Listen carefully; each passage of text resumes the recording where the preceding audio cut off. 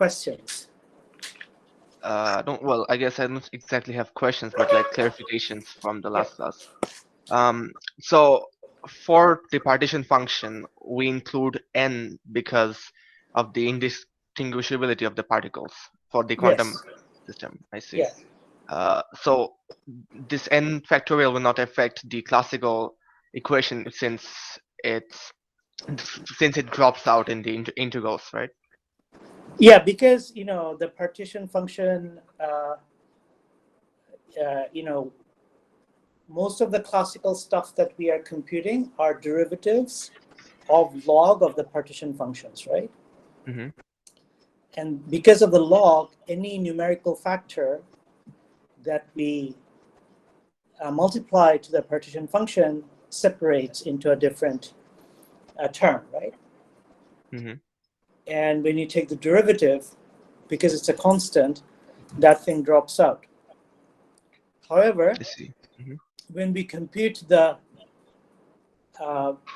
absolute value of entropy, if you look at the expression for that, it's given by d by dt times t log of z.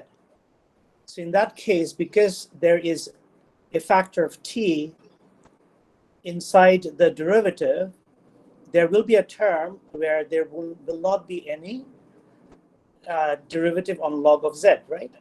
Mm-hmm. So in that term, the factorial n, because of that, the factorial n will play a role in the entropy. But in classical physics, we usually compute the change in entropy. But this does play a role because if you're going to compute the entropy of mixing, then it gets a different result. So that's where the Gibbs paradox begins, like for classical particles. Yeah, so that's why, taking into account the factorial n factorial gives us a solution to the Gibbs paradox. Oh, I see. Okay? Okay. Okay, any other questions? Um, okay, you go. All right, I'll go. So, what the idea that I got from the Gibbs paradox is that it was because in the first example where the two gases are the same, people were assuming that the particles on the two sides were distinguishable. Is that the idea behind the Gibbs paradox? Yeah, exactly. But it turns out they're not. They're not. And in quantum mechanics, they are not. Like, their indistinguishability comes in two guises, right? One is you just don't know. You are not able to track all the particles. The two particles look exactly the same, but because you don't have a powerful enough microscope, you can't really tell the difference between them two, right? So for example, if you take, say, two billiard balls, both are painted red, so it's hard to, if you leave the room and you come back in the game after a while, you'll be hard pressed to say which billiard ball is which.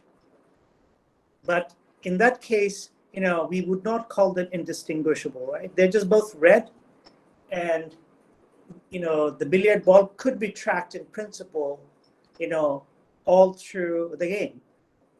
But for quantum particles, that is not the case. First of all, every quantum particle is indistinguishable, in principle, and not only that, as I said, when two particles come close to each other and the wave functions overlap, they truly become indistinguishable. Okay, so you cannot say when they're separating, and you cannot say which particle was which, and that has experimental ramification. It gives rise to completely different statistics than what we would get from classical statistics.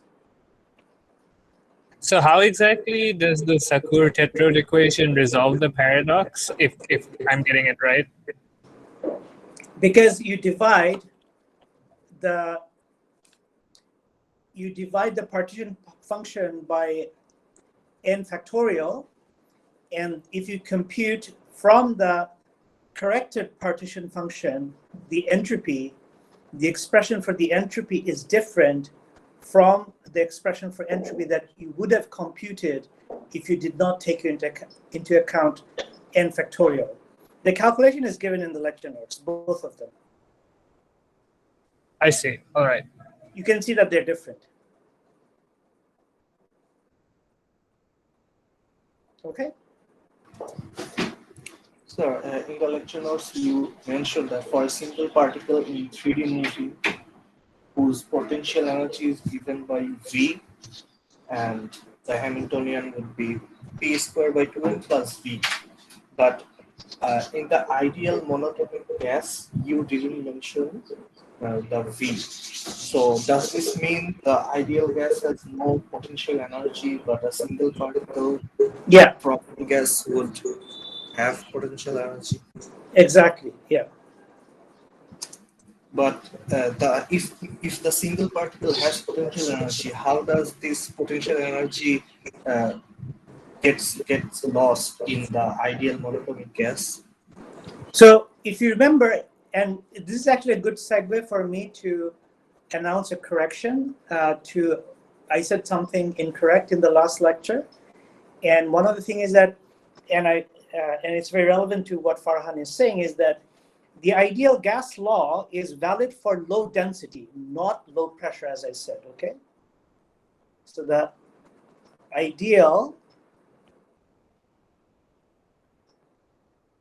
gas law is valid at low densities.